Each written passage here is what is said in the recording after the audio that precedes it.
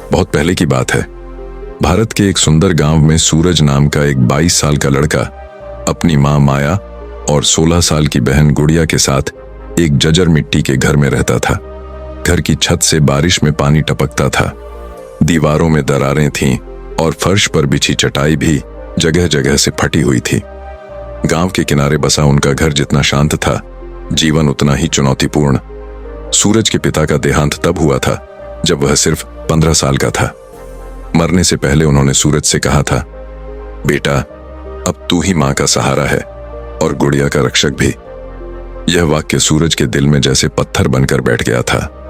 हर दिन खेतों में मजदूरी करने वाली मां और बहन को देखकर उसकी आत्मा तड़प उठती। सूरज पढ़ाई में सामान्य था, लेकिन उसके सपनों की उड़ान बहुत ऊंची थी। वह जानता था कि गांव में रहकर वह अपनी मां और बहन के जीवन को नहीं बदल सकता।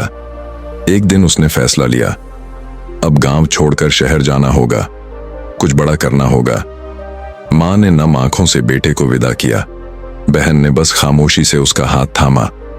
सूरज जब गांव से विदा हो रहा था, उसने मिट्टी के उस टूटे घर को आखिरी बार देखा और खुद से वादा किया, अब लौटूंगा तो कुछ बनकर। शहर में सूरज के लिए संघर्ष की शुरुआत थी।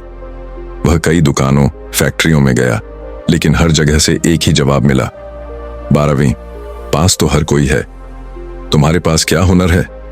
हताश होकर वो फुटपाथ पर सोया। 2 दिन तक पेट भर खाना भी नसीब नहीं हुआ। तीसरे दिन उसने एक गोदाम के बाहर मजदूरों की लाइन देखी। वहां गेहूं की बोरियां उतारने का काम मिल रहा था।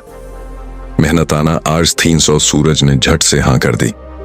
पूरा दिन मेहनत की, हाथ छिल गए, पीठ दुख गई, लेकिन शाम को जब उसने पैसे हाथ में लिए तो आंखों में उम्मीद लौट आई।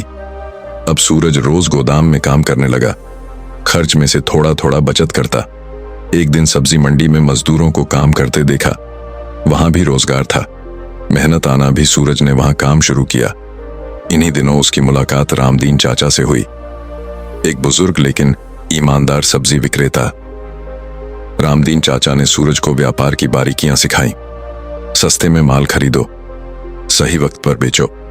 सूरज ने थोड़ी बचत से बैंगन खरीदे, मंडी में बेचे और पहली बार छोटा सा मुनाफा कमाया। अब उसे रास्ता मिल गया था।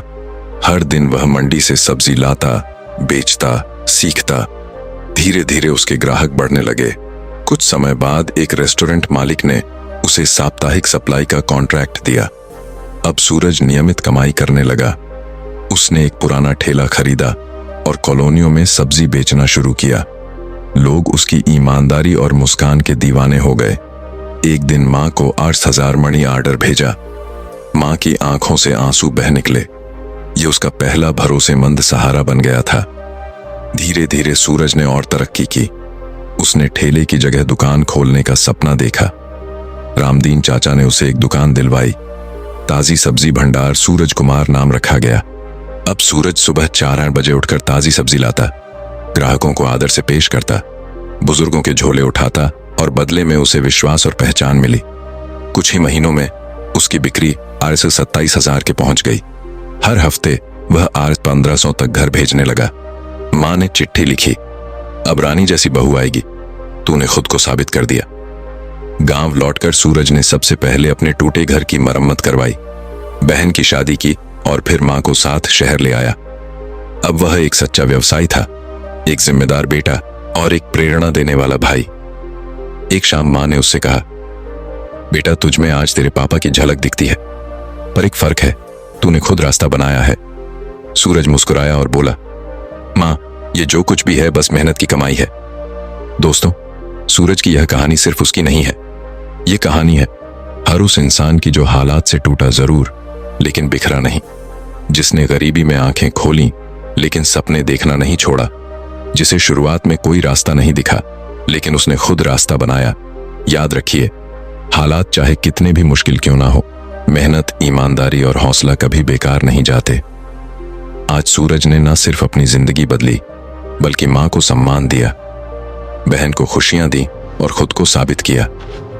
तो अगर आप भी संघर्ष में हैं तो डरिए मत, क्योंकि किस्मत इंतजार से नहीं मेहनत से बदलती है। अगर आपको सूरज की यह सच्ची कहानी प्रेरणादायक लगी हो तो वीडियो को लाइक करें, कमेंट में बताएं आपका सबसे पसंदीदा मोड कौन सा था, और इस वीडियो को शेयर जरूर करें ताकि कोई और भी हार मानने से पहले एक बार फिर कोशिश कर सके। और हाँ, ऐसी ही सच्ची दिल छू लेने वाली कहानियों के लिए हमारे YouTube चैनल को सब्सक्राइब करना मत भूलिएगा।